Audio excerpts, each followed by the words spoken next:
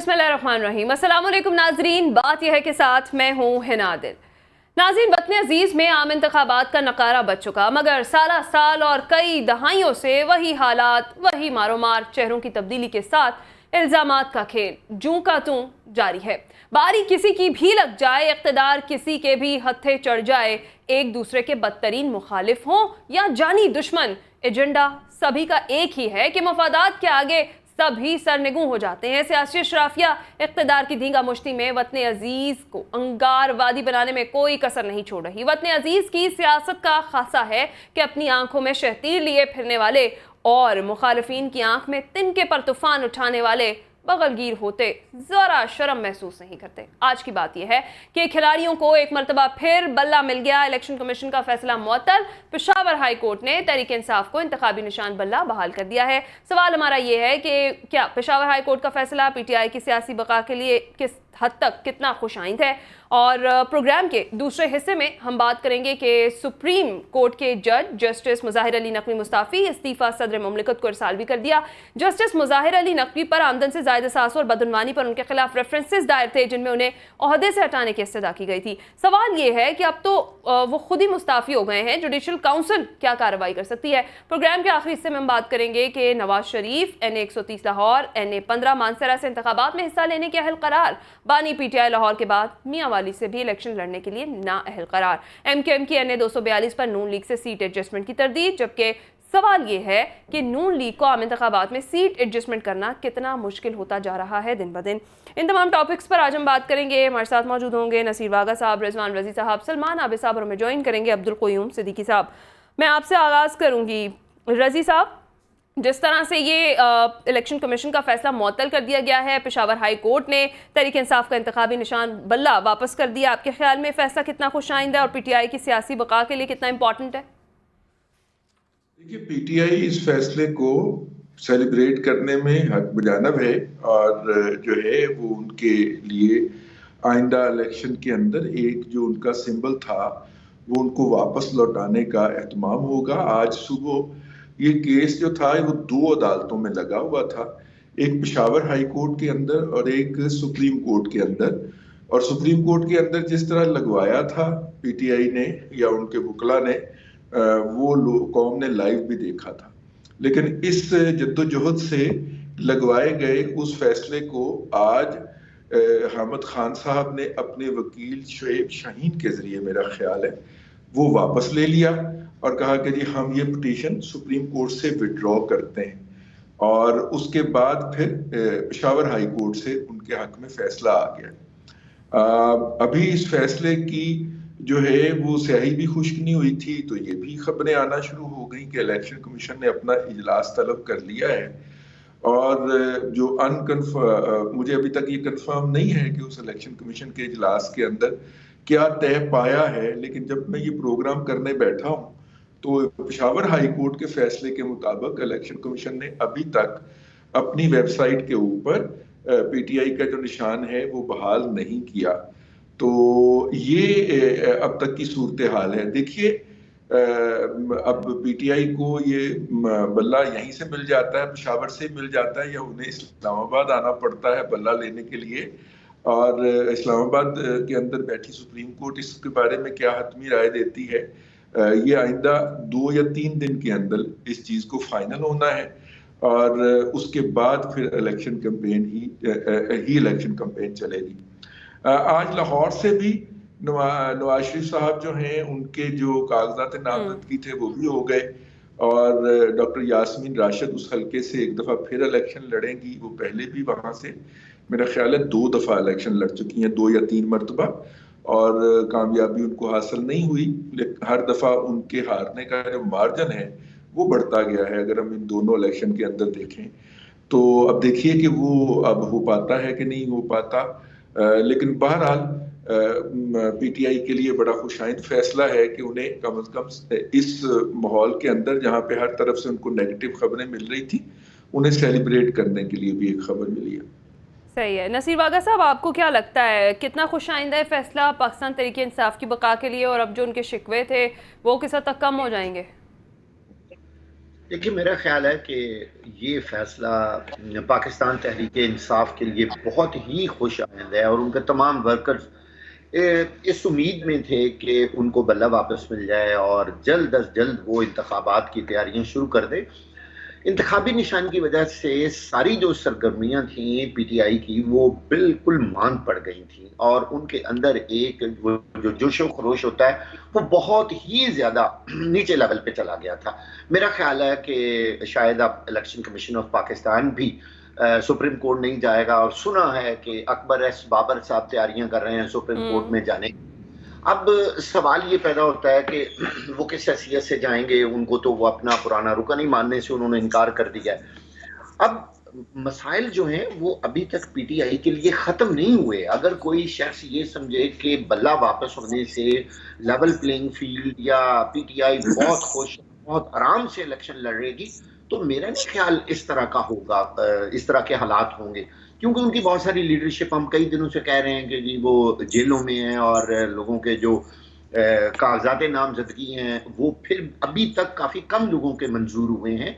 उतनी तादाद में जितनी तादाद में रिजेक्ट हुए हैं वो तो अभी मंजूर नहीं हुए। ताहम इलेक्शन ट्रिब्यूनल्स ने उनको बहुत ज़्यादा इसमें फैसिलिटेट किया है और उनको इंसाफ दिया है, बहुत सारे लोगों के कबूल भी हो गए। ये भी बात पीटीआई के लिए खुश आएंगे, और हमारी भी ये दुआ है कि तमाम जमातों के लिए ये वाला जो इलेक्शन है ये लेवल प्लेइंग फील्ड में तमाम जमातें जो हैं वो इलेक्शन लड़ें, ताकि इस इलेक्शन की क्रेडिबिलिटी हो।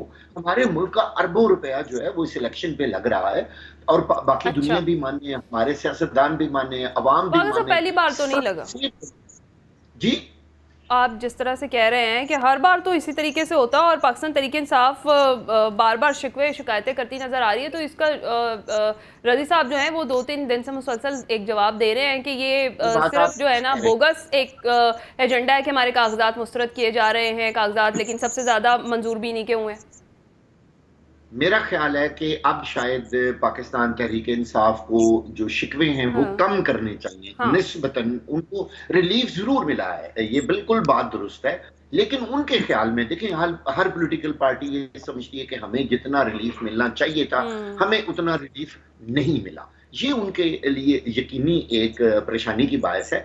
लेकिन मसला ये है कि इंतखाबात वो होते हैं जिसको अवाम भी कबूल करे, मॉनिटरिंग करने वाले इदारे भी कबूल करे, पूरी दुनिया भी देखे, तमाम सियासतदान भी माने।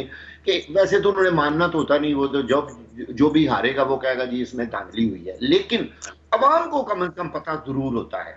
अब इंतखाबात आने, ये वाले इंतखाबात आने से पहले सोशल मीडिया पर भी और बाकी जगहों पर भी इंतखाबात के बारे में बहुत ज़्यादा अजीबोगरीब बातें हो रही हैं, और इंतखाबात की क्रेडिबिलिटी पे बहुत ज़्यादा जो सवालिया निशान है वो खड़े हो रहे हैं, जो कि पाकिस्तान के लिए ठीक नहीं है।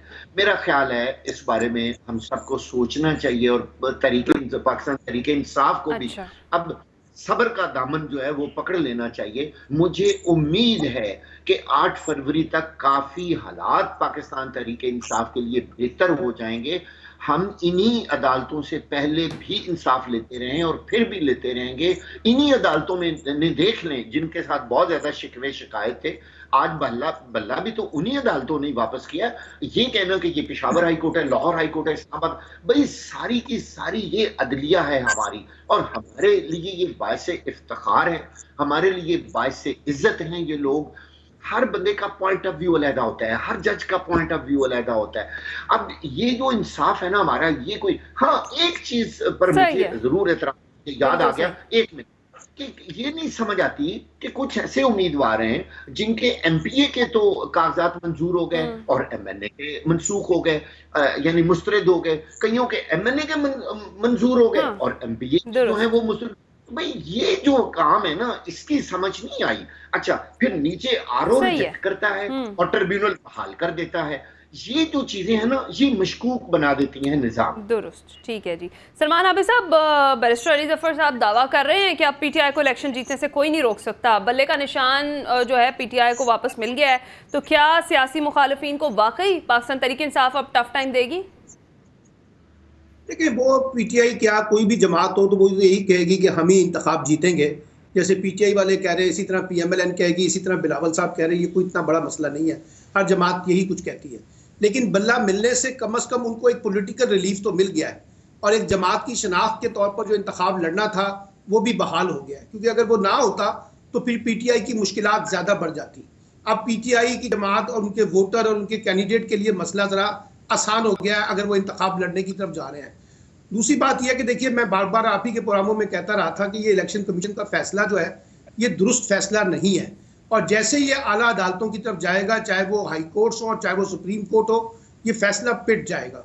अब जैसे कि पेशावर हाई कोर्ट में ये फैसला जो है ख़त्म हुआ और अब फैसला सामने आया कि बल्ले को बहाल करना है। अब क्योंकि इलेक्शन कमीशन के पास या अकबर एस बाबर के पास ये ऑप्शन है, वो चाहे तो सुप्रीम कोर्ट भी जा सकते हैं, लेकिन मैंने पहले भी कहा था इस प्रोग्राम में कि अल्टीमेटली अगर ये फैसला सुप्रीम कोर्ट में भी जाएगा तो बल्ले का निशान बहाल हो जाएगा। उसकी वजह है क्योंकि अदालतें ये बोझ नहीं लेना चाहती कि जनाब हमारे ऊपर ये इल्ज़ाम लगे कि हमने एक जमात को बाहर निकाला है और या इस्टेब्लिशमेंट की सहूलतकारी का रोल प्ले किया या किसी और को की सहूलतकारी का रोल प्ले किया, तो अदालतें इस तरह के कामों में नहीं पड़ेंगी। और यही बार बार कहा जा रहा था कि जो प्रोसीडिंग चल रही थी, ये इलेक्शन कमीशन का कोई पहला फैसला नहीं है। इससे पहले भी कई फैसले इलेक्शन कमीशन के जो हैं वो आला अदालतों के जब गए हैं तो वहां से वो रोल बैक हो गए हैं। अब देखिए ना, अभी मिसाल के तौर पे 70 के करीब आरओज ने इस्लामाबाद से लोगों के कागजात मुस्तरद किए थे, 70 के करीब, उसमें से 67 के करीब 67 जो है वो इलेक्शन ट्रिब्यूनल ने बहाल कर दिए। तो एक बहुत बड़ा रिलीफ है पीटीआई के लिए भी, और लेकिन साथ साथ ये सवालात भी उठाते हैं आरओज की कारकर्दगी के ऊपर। और कई इलेक्शन ट्रिब्यूनल्स के जजेस ने कहा है हमें समझ नहीं आया कि आरओज ने कागजात क्यों कर मुस्तरद किए हैं, इसमें कोई इतनी बड़ी रीजन नहीं है जिनकी बुनियाद पर कागजात को मुस्तरद किया है। तो एक बड़े पैमाने पर कागजात मुस्तरद हुए थे। और फिर एक और चीज ये होती है कि जब इलेक्शन शेड्यूल आ जाए तो फिर शायद इस तरह का इंतखाबी निशान को जवाब बनाकर एक सियासी जमात को इंतखाबी अमल से बाहर निकालना, उसकी भी कोई हौसला अफजाई नहीं करेगा। और पीपल्स पार्टी ने खुद भी कहा था कि जनाब इस तरह के फैसलों को कोई तस्लीम नहीं करेगा। तो मेरा ख्याल है कि पीटीआई के लिए एक ऑक्सीजन तो मिला है, लेकिन इससे ये कहना कि वो कोई इंतखाब जीत जाएंगे और 2/3 मेजॉरिटी से जीतेंगे या स्वीप कर जाएंगे, ये जरा कबल वक्त बातें हैं और ये सारी सियासी जमातें करती हैं। जब आप देखिएगा जब इलेक्शन होंगे तो पता चलेगा कि पीटीआई कहाँ खड़ी होती है, पीएमएलएन कहाँ खड़ी होती है, पीपल्स पार्टी, जेयूआई और बाकी जमातें कहाँ खड़ी होती हैं। इसका फैसला तो इलेक्शन के अंदर जाके होगा कि कौन कितनी बर्तरी हासिल करता है। लेकिन ये जो एक पूरा खेल बनाया गया था ना कि हम इलेक्शन कमीशन के इस फैसले को बुनियाद बनाकर पीटीआई को बतौर सियासी जमात इंतखाबी अमल से आउट कर देंगे और उनको मजबूर कर देंगे कि उनके लोग आज़ाद हैसियत से इलेक्शन लड़े या वो किसी एक जमात के साथ इलाहा करके उनके इंतखाबी निशान पर लड़े। और इसमें जो सबसे बड़ा मसला आ रहा था वो खवातीन की और मिनॉरिटीज़ की रिजर्व सीट थी। अगर ये बल्ले का निशान बहाल ना होता तो फिर पीटीआई के लिए बतौर जमात वो जो रिजर्व सीटों का मसला था वो जरा मुतनाज़ा बन जाता और ना उनको मिलना था और उससे फिर खेल और ज्यादा खराब हो जाता। अब ना सिर्फ डायरेक्ट इलेक्शन के अंदर बल्कि जो रिजर्व सीट्स का जो मामला है वो भी उनका बहाल हो गया है और अब ये उनको कहा गया कि उनका स्टेटस जो है बहाल कर दें। लेकिन इलेक्शन कमीशन जो है, जैसे अभी रिजवान रजी साहब कह रहे थे कि कल अपना इजलास करेंगे दोबारा, लेट्स सी के इलेक्शन कमीशन क्या फैसला करता है। मेरा तो ये भी मौकफ था कि इलेक्शन कमीशन का जाना भी खुद जाके चैलेंज करना ये तरीकाकार गलत था। जो फरीक था उसको जाना चाहिए था, यानी अकबर एस बाबर साहब को फैसला पसंद नहीं आया ना जो पेशावर हाई कोर्ट का, तो वो जाते उसके अंदर जाके फरीक बनते। इलेक्शन कमीशन का खुद बराह रास्त फरीक बनना खुद अपने आप को पार्टी बनाने के मुतरादिफ था। तो मेरा ख्याल है कि अब देखते हैं कि कल इलेक्शन कमीशन क्या फैसला करता है कि क्या वो दोबारा जो है वो रिजू करता है या अकबर एस बाबर साहब सुप्रीम कोर्ट जाते हैं और फिर सुप्रीम कोर्ट क्या करता है, ये भी अगले 2-3 दिनों के अंदर पता चल जाएगा। मुझे जाती तौर पे लगता है कि जो बल्ले की शान की बहाली का मामला था, मैं पहले कहता रहा हूं आपके प्रोग्रामों में, रिजवान रजी साहब भी इस मौक़िफ़ की तायद करते थे, कल भी हम सब लोगों ने यही कहा था कि बल्ले का निशान अल्टीमेटली पीटीआई को मिल जाएगा। ठीक है रजी साहब, जिस तरह से ठीक है जी, अब्दुल क़य्यूम सिद्दीकी साहब हमें ज्वाइन कर चुके हैं। अब्दुल क़य्यूम सिद्दीकी साहब, पीटीआई बल्ले के निशान की हकदार करार पाई है, पेशावर हाई कोर्ट का फैसला सामने आ गया है, क्या लगता है इलेक्शन कमीशन के पास क्या क्या ऑप्शंस मौजूद हैं? ज़ाहिर है इलेक्शन कमीशन के पास तो एक ही ऑप्शन मौजूद है और वो ये है कि उस फैसले के खिलाफ वो कानूनी तौर पर अपील का हक रखता है। लेकिन इसके साथ ही जो है वो एक मेरा ख्याल है कि इलेक्शन कमीशन ऑफ पाकिस्तान को अब ये लिटिगेशन यहीं छोड़ देनी चाहिए और जो है वो उनको ये फ़ैसला तस्लीम करना चाहिए और एक आम इंतखाबात से पहले एक सियासी जमात जो है उसको उसके निशान से महरूम करना इंतखाबात को मुतनाज़ा तरीन बनाने में जो है वो ज़्यादा होगा। तो मेरा ख्याल है इलेक्शन कमीशन को तो अपील करनी नहीं चाहिए। अच्छा, और जिस तरह से अकबर एस बाबर सामने आए हैं और वो कह रहे हैं कि वो सुप्रीम कोर्ट से रुजू करेंगे पाकिस्तान तहरीक इंसाफ का जो इंतखाबी निशान का केस है उस हवाले से, अब क्या रिएक्शन होगा चीफ जस्टिस साहब का? क्योंकि जिस तरह से हमने देखा कि सुप्रीम कोर्ट ने जो पीटीआई की दरख्वास्त थी वो वापस लेने की बुनियाद पर जब खारिज की तो चीफ जस्टिस के जो हमारे सामने रिमार्क्स आए वो कुछ डिफरेंट थे। नहीं, देखिए, सुप्रीम कोर्ट ऑफ पाकिस्तान में आज मामला बिल्कुल मुख्तलिफ था और वो क्योंकि इंटरम ऑर्डर जो था उसके ख़िलाफ़ वो अपील में आए थे और इंटरम ऑर्डर में अपील में आए और फिर उन्होंने कहा कि हम अपनी दरख्वास्त जो है वो वापस लेना चाहते हैं। तो इस हवाले से जो है वो अपना ये दरख्वास्त गुजार का हक़ है, अगर वो दरख्वास्त वापस लेना चाहता है तो अदालत ने वो वापस लेने की बुनियाद पर मुस्तरद कर दी। तो ये तो एक कानूनी अमल है, इस पर तो कोई ऐसी मेरा नहीं ख्याल है कि इसके अंदर कोई बड़ी बात है। हाँ, अलबत्ता अब देखना ये है कि अकबर एस बाबर जिनकी दरख्वास्त के ऊपर इलेक्शन कमीशन ऑफ पाकिस्तान ने ये फ़ैसला दिया था इंटर पार्टी इलेक्शन के हवाले से, अब वो जो है वो जब जाते हैं सुप्रीम कोर्ट में तो फिर देखते हैं कि अदालत इसको किस नज़र से देखती है। ठीक है जी, ब्रेक पर जाएंगे नाज़रीन, और ब्रेक के बाद जब वापस आएंगे तो बात करेंगे सुप्रीम कोर्ट के जज जस्टिस मुज़ाहिर अली नकवी मुस्ताफ़ी हो गए हैं। सवाल ये है कि अब तो खुद ही जस्टिस मुज़ाहिर अली नकवी अपने ओहदे से इस्तीफ़ा दे चुके हैं, तो जुडिशल काउंसिल की जो कार्रवाई है वो क्या होगी, इस पर हम बात करते हैं इस ब्रेक के बाद।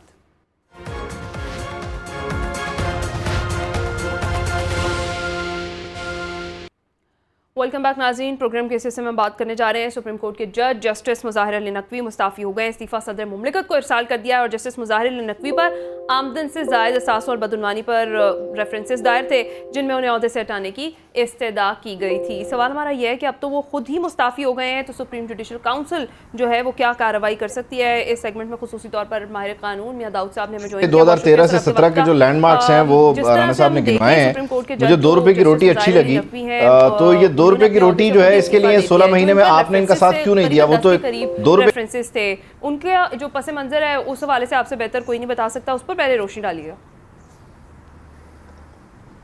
हमारी जस्टिस मुज़ाहिर अली अकबर नकवी के खिलाफ शिकायत ये थी कि उन्होंने अपने ओहदे का नाजायज इस्तेमाल करते हुए अपनी जायदादों में इजाफा किया है और अभी जो हालिया उन्होंने कैंट के अंदर 100 सेंट जॉन्स पार्क के अंदर प्रॉपर्टी खरीदी है वो गैर कानूनी तरीके से खरीदी है और उसकी खरीदारी के लिए जो रकम अदा की गई है वो भी उनके मालूम जो आमदन के जराए हैं उसके अलावा है और खरीदी भी एक डिफेक्टिव प्रॉपर्टी की सूरत में कम अंडर वैल्यू प्रॉपर्टी जो है वो खरीदी गई है, जिसके लिए जस्टिस मुज़ाहिर अली अकबर नकवी ने न सिर्फ अपने ओहदे का दबाव इस्तेमाल करते हुए जो मुतल्लका बच्चे थे उनके ऊपर दबाव डाला बल्कि गैर कानूनी तरीके से उसकी मुंतकली में भी अपना असर और सूख जो है वो इस्तेमाल किया। उस हवाले से जस्टिस मुज़ाहिर अली अकबर नकवी को सुप्रीम जुडिशल काउंसिल ने इशू का नोटिस जारी किया और उसके उन्होंने अपने जवाब जो है वो जमा करवाए और उस जवाब में जस्टिस मुज़ाहिर अली अकबर नकवी ने ये बात तस्लीम कर ली कि उन्होंने गैर कानूनी तरीके से ही जो कैंट की प्रॉपर्टी खरीदी है, लेकिन वो उस प्रॉपर्टी की खरीदारी के मरकजी जिम्मेदार नहीं है बल्कि उनके साथ खुद जो है वो फ्रॉड किया गया है। अब इसमें सूरत हाल ये बन चुकी थी कि सुप्रीम जुडिशल काउंसिल ने आखिरी तारीख के ऊपर जो तमाम गवाहान है उनको तलब किया था जिसकी कल समाज जो है वो अब होना है, लेकिन उससे पहले ही जैसे मुज़ाहिर अली अकबर नकवी साहब ने जो है वो अपना इस्तीफा दे दिया है, जो एक और अतराफे जुर्म है कि जैसे मुज़ाहिर अली अकबर नकवी साहब जो है वो करप्शन में मुलव्वस थे और उन्होंने अपना इख्तियारात का नाजायज इस्तेमाल करके अपनी दौलत में नाजायज इजाफा किया। अब हम कल सुप्रीम जुडिशल काउंसिल से ये इस्तदा करेंगे कि आइन के आर्टिकल 210 के तहत सुप्रीम जुडिशल काउंसिल को सुप्रीम कोर्ट के ओरिजिनल जुरिसडिक्शन के इख्तियारात जो है वो हासिल है, लिहाजा सुप्रीम जुडिशल काउंसिल की कार्रवाई को आगे बढ़ाया जाए और इस केस को मंतकी अंजाम तक पहुंचाया जाए, क्योंकि ये नहीं हो सकता कि एक आला अदलिया का जज जब रंगे हाथों पकड़ा जाए करप्शन करता हुआ तो उसको इस्तीफा देके तहफ़्फ़ुज़ फराहम किया जाए ताकि वो और उसके अहले खाना सारी जिंदगी जो है वो सरकारी खजाने से आवाम के पैसे से पेंशन जो है वो लेते रहे। ये हम कल सुप्रीम जुडिशल काउंसिल में नुक्ता जो है वो उठाएंगे।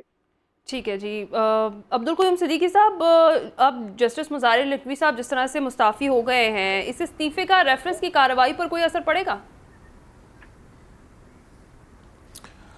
देखिए, जो रिवायत है वो तो यही है कि जब जज मुस्तफ़ी हो जाता है तो फिर उसके बाद क्योंकि आर्टिकल 209 के तहत कॉन्स्टिट्यूशन जो है वो ये कहता है कि जो सिटिंग जज ऑफ द सुप्रीम कोर्ट है या हाई कोर्ट है उसके खिलाफ सुप्रीम जुडिशल काउंसिल किसी रेफरेंस या शिकायत की सूरत में आने वाले मामले के ऊपर कार्रवाई आगे बढ़ाती है, और अगर वो इस नतीजे पर पहुंचती है कि कोई जज जो है वो जुडिशल कोड ऑफ कंडक्ट जो है उसकी खिलाफ वर्जी का मुर्तकिब हुआ है, तो फिर वो सदर मुमलिकत को सिफारिश भेजती है कि उसको उसके ओहदे से हटा दिया जाए। तो अब यहाँ पर मामला बिल्कुल इस तरह से है कि अगर जस्टिस मुज़ाहिर नकवी जो हैं उन्होंने इस्तीफ़ा दे दिया है तो फिर ये देखने वाली बात है कि सुप्रीम जुडिशल काउंसिल इस कार्रवाई को कैसे आगे बढ़ाती है। जैसे मियाँ दाऊद कह रहे थे, इस हवाले से हमने ये भी देखा है कि अभी हाल ही में पीछे जो है वो साबिक जो जज साहिबान थे हाई कोर्ट और सुप्रीम कोर्ट के, बिलखुसूस साबिक चीफ जस्टिस साकिब निसार साहब, उनके खिलाफ भी जो है वो सुप्रीम जुडिशल काउंसिल को कार्रवाई करने के लिए दरख्वास्त आई थी, जो जस्टिस मुनीब और जस्टिस इजाजुल हसन पर मुश्तमिल बेंच ने ये कहकर रद्द कर दी थी कि एक तो अदालती फैसलों की वजह से किसी के खिलाफ रेफरेंस नहीं बन सकता, और दूसरा साबिक जज के खिलाफ रेफरेंस या शिकायत जो है वो सुप्रीम जुडिशल काउंसिल कार्रवाई आगे नहीं बढ़ा सकती है। लेकिन यहाँ पर मामला जो है ये बहुत ही अहम है। जैसे मियाँ दाऊद इस बात का इजहार कर रहे थे, पहले तो जो है वो उन्होंने सुप्रीम जुडिशल काउंसिल के ऊपर एतराज़ किया, फिर शिकायत कुनिंदगान पर एतराज़ किया, फिर उसके बाद सुप्रीम कोर्ट ऑफ पाकिस्तान में अपना जवाब दाखिल किया और उसमें कहा कि उन्होंने कुछ गलत नहीं किया है। लेकिन इस सारी चीज़ के बावजूद वो एक इल्ज़ाम लगा कर चले गए कि मुझे आर्टिकल 10 का जो है वो या ड्यू प्रोसेस नहीं मिल रहा है, तो लिहाजा मैं इस्तीफ़ा दे रहा हूँ।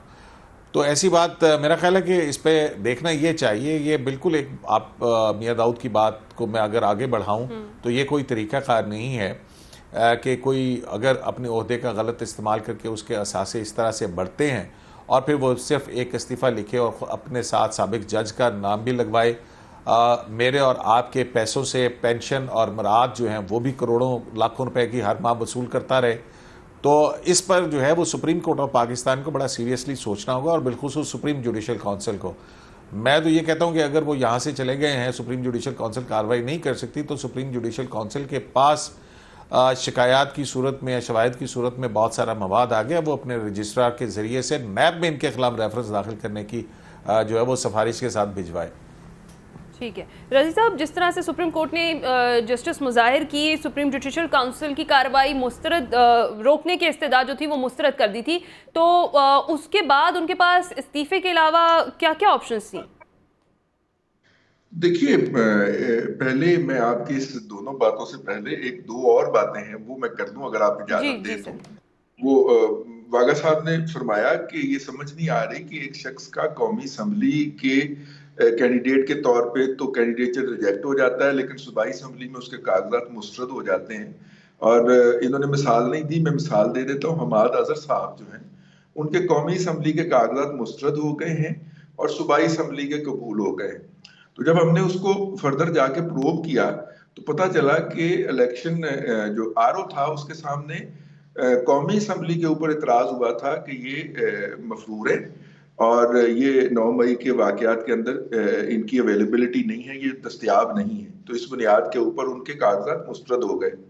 लेकिन उन्हीं की ही सूबाई असम्बली की जो उम्मीदवारियत थी उसके ऊपर इतराज हुआ कि जनाब इनके जो तायद कुनिंदा और तजवीज़ कुनिंदा जो हैं उनके दस्तखत असली नहीं है। और वहां पे आरओ ने तायद कुनिंदा और जो है वो तजवीज़ कुनिंदा को तलब किया तो दोनों हाजिर नहीं हुए, तो वहां पे उनके कागजात आरओ के सामने सूबाई असम्बली के मुस्तरद हो गए। अब यही एतराज़ात जो आरओ के सामने हुए हैं यही ट्रिब्यूनल में जाते हैं, आप नया एतराज नहीं लगा सकते। तो जो उनकी कौमी असम्बली के ऊपर एतराज हुआ था मफरूरी वाला, इसकी बुनियाद के ऊपर ट्रिब्यूनल ने उनको कहा हाँ जी बिल्कुल जी वो इनके कागजात मुस्तरद किए जाते हैं। सूबाई असम्बली की सीट के ऊपर चूंकि मफरूरी वाला इतराज नहीं हुआ था और हुआ था प्रपोजर और सेकेंडर वाला, वो दोनों प्रपोजर और सेकेंडर वहां पे जाके फिजिकली पेश हो गए और उन्होंने कहा जी हम हैं, तो उसकी बुनियाद के ऊपर उनके एक्सेप्ट हो गए। तो ये एक है डाइकोटोमी के जो इतराज नीचे हुआ है वो इतराज ही ऊपर जाके डिटेल में नेक्स्ट सेगमेंट में भी करते हैं डिस्कस। बिल्कुल। अच्छा, दूसरी बात ये है कि हमारे प्रोग्राम के अंदर ये जो ज़ाहिर अली अकबर नकवी साहब का इस्तीफा है, इसमें हमारे ये प्रोग्राम बात ये है को भी बड़ा दखल है। इसके दो मुस्तकिल अरकान रहे हैं। एक मियां दाऊद साहब, जब तक वो बड़े वकील नहीं हुए थे और मसरूफ नहीं हो गए थे, तो वो रेगुलरली हमारे इस प्रोग्राम में तशरीफ लाया करते थे। और दूसरे अब्दुल कयूम सिद्दीकी साहब, जो आज भी मौजूद है और मौके के ऊपर पढ़े गए। यानी अब उन्होंने जो था, मियां दाऊद साहब ने मेहनत करके जो था वो केस तैयार किया, और अब्दुल कयूम सिद्दीकी साहब ने उनकी जायदादें ढूंढी, अपना मुजाहिर नकवी साहब की। और अब्दुल कयूम सिद्दीकी इतने बुरे लगते थे मुजाहिर अली अकबर नकवी साहब को कि उन्होंने अपनी दरखास्त के अंदर इनका नाम और इनका जो यूट्यूब चैनल है AQS लाइव, उसका नाम बकायदा दरखास्त के अंदर मेंशन करके तो इनके खिलाफ जो है वो अपना बुग़्ज़ निकाला अपनी दरखास्त के अंदर। तो लिहाजा आधा कसूर जो है वो मियां दाऊद का है और आधा अब्दुल कयूम सिद्दीकी का, जो इस वक्त ज़ेरे लब मुस्कुरा है। इन दोनों साहब ने भी कलीमुल्लाह से सलीमुल्लाह, समीउल्लाह और समीउल्लाह से कलीमुल्लाह वाला किरदार अदा किया है। दूसरी बात यह है कि जब वो उन्होंने रिजाइन दे दिया, तो मेरी ये राय है, जैसे कि माजी के अंदर रहा है, कि अब वो सुप्रीम जुडिशियल काउंसिल की जुरिस्डिक्शन से निकल गए। और अगर वो उससे निकल गए, पहले उनके इस्तीफे के ऊपर तारीख गलत थी, 10 जनवरी 2023 की तारीख थी। फिर उन्होंने एक कॉरिगेंडम भेजा प्रेसिडेंट साहब को कि जनाब वो तारीख जरा ठीक कर दे। तो प्रेसिडेंट साहब ने तारीख ठीक करके अब कल तक उनका 24 घंटे के अंदर इस्तीफा मंजूर हो जाएगा। तो देखना ये है कि क्या मियां दाऊद साहब की वो जो दरखास्त होगी कि इसको टेक अप कर लिया जाए। On Friday, President Joe Biden, who will likely face off against Trump this November, gave a speech slamming the former president and declared democracy as the central issue of the 2024 race. Today, we're here to answer the most important questions. Still, far too many Democrats don't seem to understand what's at stake. When Maine's Democratic Secretary of State came up with it in the famous Naseer वागा साहब, आप क्या कहेंगे? क्या आपके ख्याल में क्या-क्या options थी उनके पास इस्तीफे के अलावा? years ago could be either president. देखिए, मुजाहिर नकवी साहब ने बड़ी अक्लमंदी का मुजाहरा किया। हम जो सारा केस देखते रहे, पढ़ते रहे, देखिए ज़ाहिरी तौर पर मैं ये लफ्ज़ इस्तेमाल कर रहा हूँ कि केस उनके खिलाफ जा रहा था, और मेरा ख्याल है उन्होंने अपनी इज्जत बचाने की खातिर उन्होंने सोचा कि इससे पहले कि सुप्रीम जुडिशियल काउंसिल जो है वो मुझे टर्मिनेट करने की कोई कार्रवाई भेज दे सदर पाकिस्तान को, इसलिए बेहतर ये है कि मैं अपनी इज्जत बचाऊं, जिसे कहता हूँ मैं खुद ही शहीद हो जाऊं। तो उन्होंने अपनी शहादत खुद कबूल करके, खुद ही उसके हालात पैदा करके तो रिज़ाइन कर दिया। अब देखना ये है कि जजेस के लिए तो वाकई एक सुप्रीम जुडिशियल काउंसिल है जहाँ बहुत सारी मसाइल जो है इनके देखे जाते हैं, उनका सारा जो भी उनका तरीक़ाकार है। अब देखना ये है कि ये एक नई मिसाल बन रही है कि अगर कोई जज इस तरह के केसेस में उनके ऊपर चार्जेस हों, करप्शन चार्जेस हों, नाजायज़ जो ज़राए से दौलत बनाने, आमदन बनाने के, तो क्या वो सिर्फ और सिर्फ इस्तीफा दे के अपनी जान खलासी करवा सकता है या नहीं? ये अब बहुत बड़ा इशू आना है। मैं आपको बताऊं, देखिए हर दफा कोई ना नई चीज सामने आ जाती है जो कि हमारे पास पहले मिसाल नहीं होती। ये मैं मिसाल दूंगा, ये जो 5 साल की नाअहली थी और 10 साल की नाअहली, यही ना कि पहले कौमी असम्बली ने इस तरह का कोई कानून नहीं बनाया था, अब उसकी जरूरत पेश आ गई, 5 साल हो गया। खैर, अच्छा, अब ये जो सुप्रीम जुडिशियल काउंसिल है, इसने अब ये बात तय करनी है, आप देख लीजिएगा कि क्या कोई जज जिसके खिलाफ इस तरह के चार्जेस, करप्शन चार्जेस हों, माली मामलात के चार्जेस हों, तो क्या वो सिर्फ इस्तीफा दे के फारिग हो सकता है? ये वो बिल्कुल क्लियर हो के अपने घर बैठ गए और उस मियां दाऊद साहब से इस पे हम कहेंगे, रोशनी डालेंगे, वो सही उसको जुड़ दिया। अब ये उनके हाथ में फैसला है। अब ये सुप्रीम जुडिशियल की अब्दुल कयूम सिद्दीकी साहब कुछ ऐड कर रहे हैं। जी अब्दुल कयूम सिद्दीकी साहब, मुझे नसीर वागा साहब ने एक लफ्ज़ इस्तेमाल किया कि नकवी साहब ने शहादत खुद ही कबूल कर ली। मुझे ज़रा इससे इख्तलाफ है। देखें, बात यह है कि हमारे सामने 2 मिसालें हैं कि या तो जस्टिस शौकत अजीज़ सिद्दीकी की तरह जो है वो खड़े होते और शहादत कबूल करते, वो शहादत थी, और या जस्टिस काजी फाइज ईसा की तरह से लड़ते और गाजी होते, ये तो मैदान जंग बैन दरमियान में छोड़ के भागे हैं, तो इनको भगोड़ा कहा जा सकता है कि वो मैदान छोड़ के भागे, कोई इज्जत विज्जत नहीं बची है उनकी। तो सर फिर वो उन्होंने, आप ये देखें कि कोई जज इस वगैरह सब, एक मिनट, जी। कोई जज इन इल्जामात के, जी इनके खिलाफ करप्शन के इल्जामात आए थे और ये पहले कहते रहे कि मेरी जायदादें ठीक है। अब आप देख लीजिए खुद 60-65 करोड़ रुपए की जायदाद 10 करोड़ 64 लाख में खरीदी जाती है, और उसकी रसीद किस जरिए से हुई है, कहाँ से वो पैसे आए हैं, वो उनका चीज़ें ही नहीं है, और वो उसके अंदर अपने खातों में रद्दल बदल किया जाता है, एक कॉन्कॉक्टेड स्टोरी की जाती है। फिर राजा सफदर जो है खान, उसको जब अदालत बतौर गवाह बुलाती है जिनसे जायदादें किसी से ख़रीद के और फिर उनको फ़रोख्त की जाती थी और उनके साथ, तो मामला बहुत पेचीदा थे, वो करप्शन के इल्ज़ामात के साथ गए हैं। तो ये शहादत नहीं है, ये मैदान छोड़ के भागने वाली बात है। सही है। सलमान आबिद साहब, आप क्या राय रखते हैं इस सारे मामले पर? देखिए, मेरा ज़ाती ख्याल तो यह है कि जितना दबाव उनके ऊपर बढ़ गया था, तो उन्होंने शायद यही मुनासिब समझा है कि वो इस्तीफ़ा दे दें और इस्तीफ़ा देकर शायद उनकी बचत ज़्यादा हो जाए। तो इसलिए रास्ता तो उन्होंने इख्तियार कर लिया है। अब सिर्फ देखना यह है कि वाकई उनकी बचत होती है या वाकई वो एहतसाब के प्रोसेस के अंदर किए जाते हैं। और मैं तो इस बात का हामी रहा हूँ कि जजों का भी एहतसाब होना चाहिए। चले इब्दा जो है अगर मुज़ाहिर अली नकवी से शुरू हुई है तो ये आगे भी जानी चाहिए, क्योंकि हमारे यहाँ तो बेशुमार जगह पर मसाइल रहे हैं जुडिशरी के कॉन्टेक्स्ट में, उनकी अकाउंटेबिलिटी के कॉन्टेक्स्ट में। तो एक अच्छी रिवायत कायम हुई है, अच्छा जिसे कहते हैं कि एक दबाव बढ़ा और मुज़ाहिर अली नकवी साहब ने जो है वो अपना इस्तीफा देकर बचने की कोशिश की है। तो अब देखना है कि सुप्रीम जुडिशल काउंसिल क्या करती है। ये जो अभी दो ऑप्शन आ रही थी कि क्या जी उनका नैब में केस भेज दिया जाए या खुद सुप्रीम जुडिशल काउंसिल को कार्रवाई देकर आगे लीड करती है, नहीं करती है, और क्या वाकई उनकी बचत हो जाएगी जो मराहत उनके पास है। ये सवाल तो देखिए सारे ही करेंगे ना, कि सिर्फ इस्तीफे की बुनियाद के ऊपर तो ये नहीं हो सकता कि अकाउंटेबिलिटी बंद हो जानी चाहिए। तो सभी कहेंगे कि अकाउंटेबिलिटी होनी चाहिए, अगर से उन्होंने इस्तीफा दे दिया लेकिन उसके बावजूद ये हिसाब किताब तो होना चाहिए, और अगर वो उसमें इन्वॉल्व है तो उनके खिलाफ भी वही कुछ होना चाहिए जिस तरह हम पाकिस्तान के अंदर बाकी लोगों के साथ करते हैं। तो मेरा ख्याल है कि अब ये गेम तो सुप्रीम कोर्ट या सुप्रीम जुडिशल काउंसिल जो है उसके अंदर है कि वो इस सारे मामले को कैसे लेके चलते हैं। क्या वो इन मामला पे मट्टी डाल देंगे कि इस्तीफा आ गया चले जी खत्म करें, या वाकई वो इस सारी चीजों को लीड करके आगे लेके चलते हैं। और मेरा ख्याल है कि हम सबको बतौर जर्नलिस्ट भी और बतौर लिखने वाले और बोलने वाले जो हैं उनको ये सवाल जरूर उठाना चाहिए कि जनाब इसको सिर्फ इस्तीफे तक महदूद ना किया जाए। अगर उनके ऊपर संगीन नोयत के इल्जामात हैं तो उन इल्जामात की भी तहकीकात की जाए, और अगर वो साबित हो जाता है तो फिर वो किसी कानून के कटहरे में आए। यही इस वक्त मुतालबा होना चाहिए। ठीक है मियां दाऊद साहब, जिस तरह से अभी सलमान आबिद साहब भी बात कर रहे हैं, अकाउंटेबिलिटी तो होनी चाहिए। जस्टिस मुज़ाहिर नकवी जो है उनका एक बयान, वो कहते हैं कि सुप्रीम जुडिशल काउंसिल जज के खिलाफ मालूमात ले सकती है, कार्रवाई नहीं कर सकती। तो क्या वाकई कोई कानूनी कार्रवाई नहीं की जा सकती और इस्तीफा देकर उन्होंने अपनी मराद बचा ली है? अब्दुल क़य्यूम सिद्दीकी साहब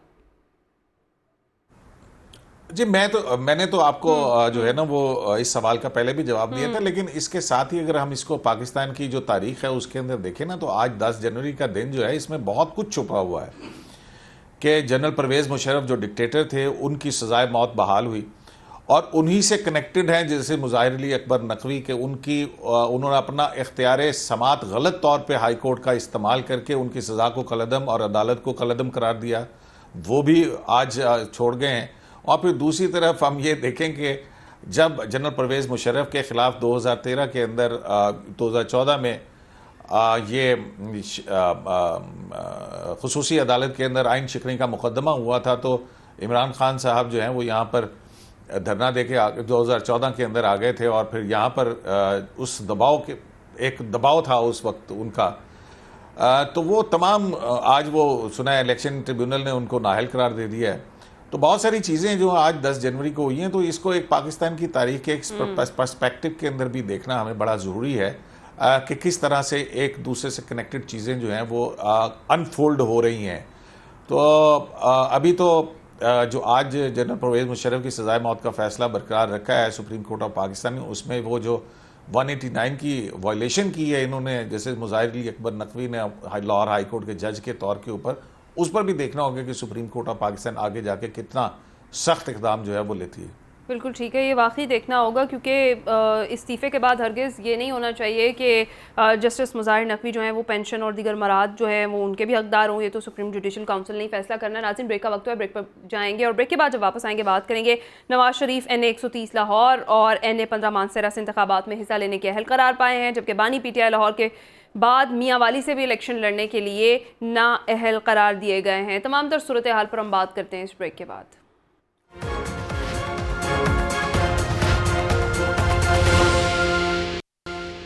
वेलकम बैक नाज़रीन। ब्रेक पर जाने से पहले हम बात कर रहे थे इंतखाबात के लिए कोई अहल तो कोई ना अहल करार दिया जा रहा है। नवाज शरीफ NA 130 लाहौर NA 15 मानसरा से इंतखाबात में हिस्सा लेने के अहल करार पा गए हैं, जबकि बानी PTI लाहौर के बाद मियाँ वाली से भी अब इलेक्शन लड़ने के लिए ना अहल करार दिए गए हैं। MQM की NA 242 पर नून लीग से सीट एडजस्टमेंट की तरदीद अब सामने आ गई है। सवाल यह है कि नून लीग को आम इंतखाबात में सीट एडजस्टमेंट करना कितना मुश्किल होता जा रहा है। नसीर बागा साहब, एक तो इस सवाल का जवाब दीजिएगा और दूसरा ये कि क्या आप देख रहे हैं जिस तरह से नवाज शरीफ साहब के वो NA 130 लाहौर से और NA 15 मानसरा से इंतखाबात लड़ने के अहल करार पा गए हैं, तो उनकी जो राह की तमाम रुकावटें थी वो दूर होती जा रही हैं और जिस तरह से बानी PTI को देखा जाए तो उनकी जो मुश्किलात हैं वो बढ़ रही हैं। क्या आगे मुश्किलात में कमी आएगी? देखिए, बानी PTI की मुश्किलात किसी भी सूरत में कम होती हुई नजर तो नहीं आ रही और मियां नवाज शरीफ के हक में तमाम जो भी जाहिर है उन्होंने तो कहना जी इलेक्शन ट्रिब्यूनल ने और ROs ने कि जी हम तो मेरिट पे फैसले कर रहे हैं।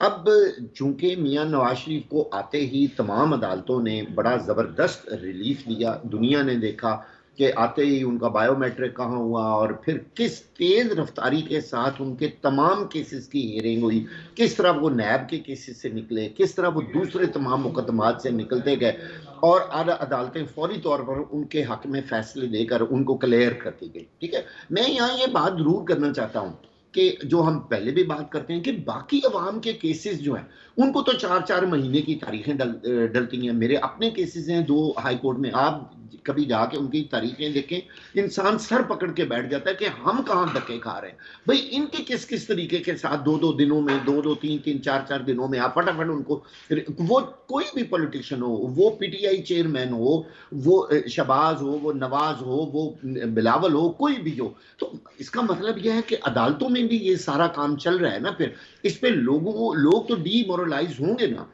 वो तो परेशान होते हैं कि फिर हम कहाँ हैं। अच्छा, अब इन तमाम हालात में जो इस वक्त आपके सामने अदलिया के और इलेक्शन के मामला चल रहे हैं, आप कहीं जाके कहीं सर्वे करा लें, हर शख्स ये कह रहा है कि नवाज शरीफ और ख़ास तौर पर नून लीग को जो फैसिलिटीज़ मिल रही हैं इलेक्शन लेवल प्लेइंग फील्ड में, वो शायद आज तक किसी को नहीं मिल सकती और ना मिली हैं। और आप देख लीजिएगा कि चेयरमैन PTI की मुश्किलात जो है वो कम होने का तो नाम ही नहीं लेंगी। अभी तो आपको नहीं लगता पिछले इंतखाबात में यही सहूलियात किसी और को मैसर थी? जी, मुझे समझ नहीं आई।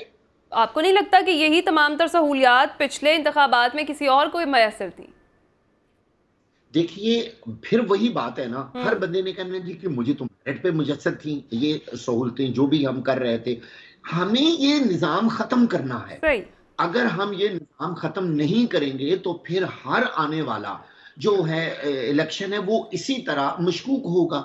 अब इन इंतखाबात को मशकूक बनाने से रोकने के लिए, इनकी क्रेडिबिलिटी तय करने के लिए, इनको स्ट्रॉन्ग करने के लिए, पूरी दुनिया में अपना सिक्का जमाने के लिए अपनी जमहूरियत का, फिर हमें ऐसे कड़वे फैसले करने पड़ेंगे और हमारी अदालतों को, हमारे इलेक्शन कमीशन ऑफ पाकिस्तान को इस तरह के पक्के फैसले करने पड़ेंगे कि लोग हम पे उंगलियां ना उठाएं। हर बार हर इलेक्शन के ऊपर ये अजाब नाज़िल हो जाता है कि जनाब ये इलेक्शन जो है ये फेक हुए हैं या धांधली हुई है। सलमान आबिद साहब की जानिब चलते हैं। सलमान आबिद साहब, NA 130 नवाज शरीफ बमुकाबला यास्मीन राशिद, अब तो बल्ले का निशान भी वापस मिल गया है पाकिस्तान तहरीक इंसाफ को, कैसा मुकाबला देख रहे हैं? मुकाबला तो सख्त होगा लेकिन नवाज शरीफ साहब को बरतरी हासिल होगी क्योंकि वो पहले भी वहां से कई दफा जीते हैं और फिर वो साबिक वजीर आजम भी हैं, उनका बड़ा गढ़ भी है, कश्मीरी बरादरी भी उनके साथ है।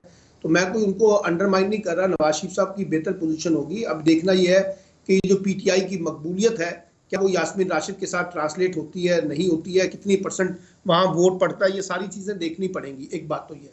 दूसरी बात यह है कि देखिए PTI की मुश्किलात या इमरान खान की मुश्किलात तो कम होने वाली नहीं है। इमरान खान की मुश्किलात में तो अभी और इजाफा होगा। आपने कल देखा कि 9 मई के हवाले से GHQ पे हमला केस में भी उन पर मुकदमा दर्ज हुआ है, उसमें रिमांड भी लिया गया है, गिरफ्तारी भी दी गई है। इसी तरीके से तोशा खाना पे फर्द जुर्म आयद हो गई है, बुशरा बीबी पे आज भी 2.5 घंटे तफ्तीश हुई है। जी नहीं लगता कि इलेक्शन से पहले उनको कोई बड़ा रिलीफ मिल सकेगा। वो नाहिल भी हो चुके हैं इंतखाबात से और उनकी पार्टी के ऊपर भी कई मसाइल भी हैं, कुछ रिलीफ मिल भी रहा है। लेकिन एक चीज़ और हमें देखनी पड़ेगी जो आपने PMLN के हवाले से कहा है। PMLN की मजबूरी ये है क्योंकि वो एक मफामत के साथ आए हैं ना, एक डील के तहत आए हैं, सबको पता है। अब उनके साथ कुछ जबरी शादियां हो रही हैं। अब एक शादी जबरी तो करवाई है ना IPP की, IPP के साथ अब माशाल्लाह देखिए ना 3 लोग थे।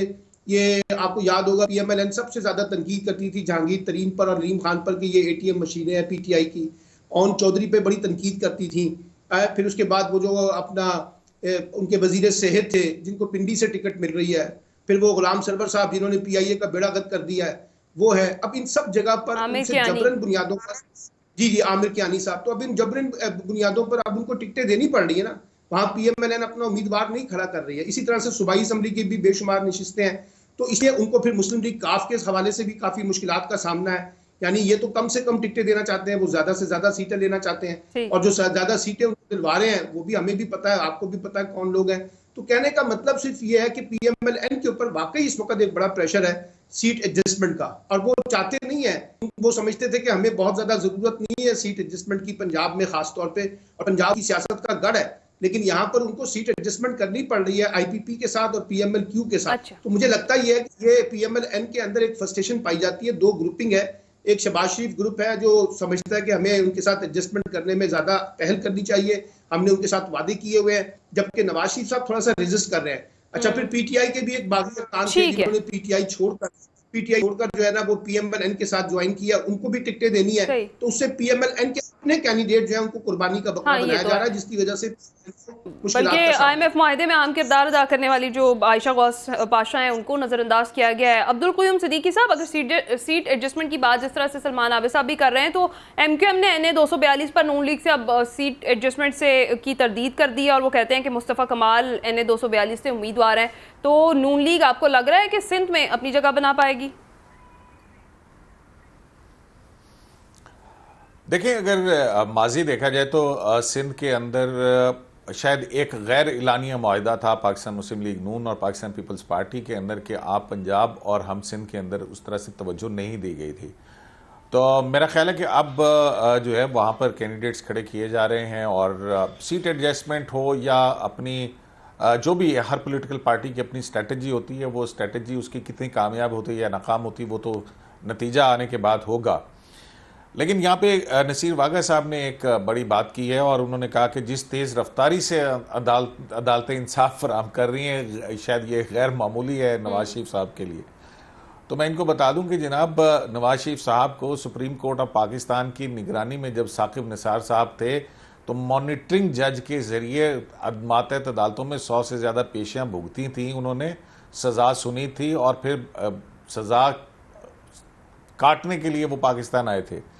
और फिर उसके बाद जो है ये अपीलें कब से की हुई थी और अपीलें पेंडिंग पड़ी थी। 5 साल के बाद इन अपीलों का फैसला हो रहा है। ये अच्छी तेज़ रफ्तारी है जो आप गिना रहे हैं।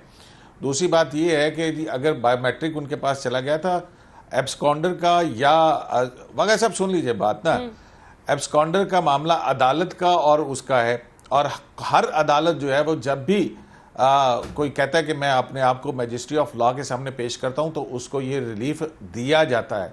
अब उसके बाद हाई कोर्ट के अंदर जो है वो सारे नथार के बाद जो है ये फैसला हुआ।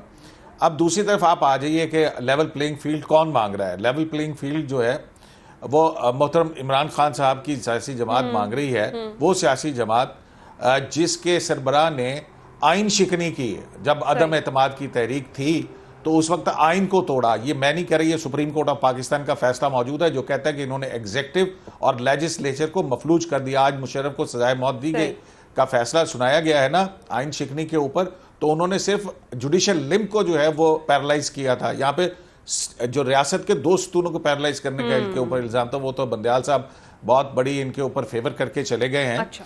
और फिर आप ये देखेंगे ये वही सियासी जमात है ना जिसने वफाक के ऊपर चढ़ाई की थी सूबे की इक्विपमेंट लेके और पुलिस के साथ, और इस्लामाबाद के अंदर जब सुप्रीम कोर्ट ने इनको इजाजत दी तो इस्लामाबाद को जला दिया गया था। और फिर 9 मई का वाकया करके उसके बाद जो पॉलिटिकल स्पेस थी, आप सुन लीजिए ना, एक मिनट रोकिए ना। जी। तो वो जो पॉलिटिकल स्पेस सियासी जमातों ने एस्टेब्लिशमेंट से लड़के हासिल की थी, उस पॉलिटिकल स्पेस का भी सत्यानाश कर दिया। तो अब उसके बाद आप कहते हैं कि हमें लेवल प्लेइंग फील्ड दे दी जाए। मैं तो कहता हूं कि अभी भी जितना रिलीफ पाकिस्तान तहरीके इंसाफ को मिल रहा है, उसके हक के अंदर आवाजें डिसेंटिंग उठ रही हैं। ये he is in under ट्रेमेंडस blessing. ठीक है, अब्दुल क़य्यूम सिद्दीकी साहब ने जिस तरह से रजी साहब बात की है, आप सहमत हैं उनकी बात से? देखिए, मैं तो चाह रहा था कि अब्दुल क़य्यूम सिद्दीकी साहब बोलते रहे और मैं सुनता रहूं, और मेरा उन्होंने आपका वक्त ले लिया है काफी।